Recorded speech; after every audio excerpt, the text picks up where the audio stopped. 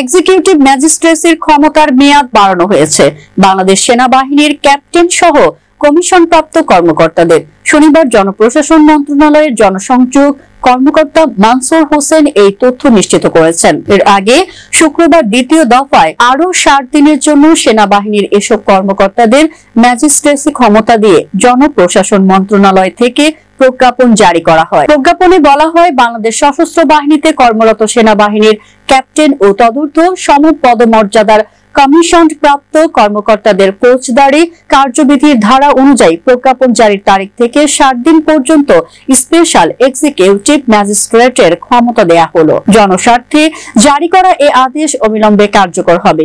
এর আগে গণ অভ্যুত্থানের মুখে গত অগাস্টে আওয়ামী লীগ সরকারের পতনের পর অন্তর্বর্তী সরকার দায়িত্ব নিয়ে দেশের আইন শৃঙ্খলা পরিস্থিতি স্বাভাবিক রাখতে গত 17 সেপ্টেম্বর সেনাবাহিনীর কমিশনপ্রাপ্ত কর্মকর্তাদের এক্সিকিউটিভ ম্যাজিস্ট্রেটসের ক্ষমতা দিয়ে প্রজ্ঞাপন জারি করে।